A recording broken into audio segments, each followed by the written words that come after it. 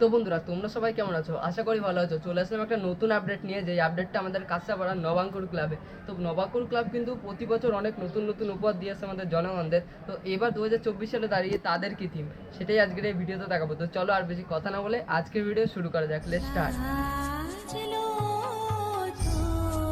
তো বন্ধুরা এখন আমরা যেখানে দাঁড়িয়ে আছি সেটা কিন্তু হচ্ছে নবাঙ্কুর ক্লাবের এই রাস্তা।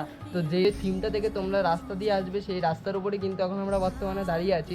আর এই রাস্তার যে হালচাল সেটা দেখালে তোমাদের মনে হবে যে পুরো পুজোর মাত্র বাকি কয়েকদিন।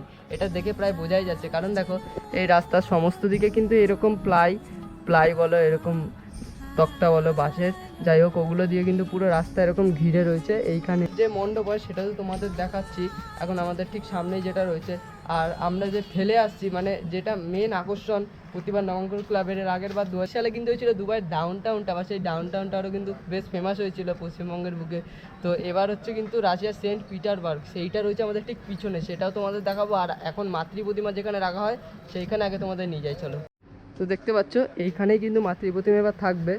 এই যে ঠিক এই জায়গাটা দিয়ে আমরা এখন প্রবেশ করে যাচ্ছি ভিতরের অংশে। আর এখানে কিন্তু কাজ বাজ এখনো জোর কদমে চলছে। এই যে দেখতে পাচ্ছ দাদার এখানে প্লাইয়ের ওপর রং করবে, আর তার সামনেই কিন্তু এইখানে যে কাজ বাজগুলো, যে ফোমের কাজ। তো চলো তাদের কাছ থেকে কিছু জেনে নেব। গাইস তোমরা ভিতরের অংশটা তো দেখতেই পারলে, কিন্তু তারা কাজ বাজ করছে। তারা এখন বললো তারা কিছু বলতে পারবে না, তারা ঘাবড়েই যাচ্ছে মেন কথা। তো যাই হোক তাদেরকে আর ডিস্টার্ব করলাম না, তারা নিজেদের মতো নিজেরা কাজ বাজ করুক। যেমনটা তোমাদের দেখালাম ভিতরের অংশ কিন্তু জোর কদমে কাজ চলছে। আর সামনের দিকটা যদি দেখায় পুরো রাস্তাটা দেখতে পাচ্ছ, এখান দিয়ে কিন্তু তোমরা পুজোর সময় হেঁটে আসবে।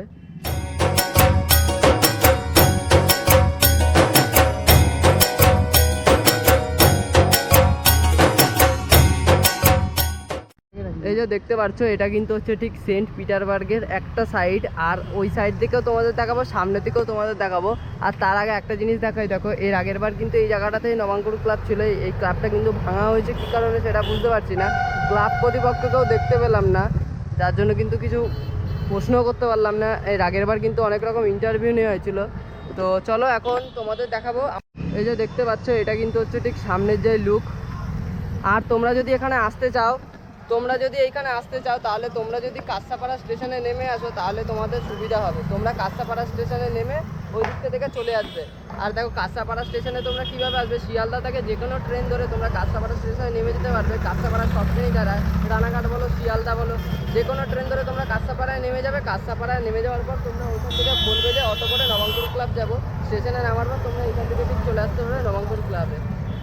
আমার ঠিক পিছনেই রয়েছে কিন্তু নবাঙ্কুরের সেন্ট পিটারবার্গ। আর এখন আমি তোমাদের দেখাবো এটা সামনের লুক, কিছু সিনেম্যাটিক শট। তো চলো এনজয় করো।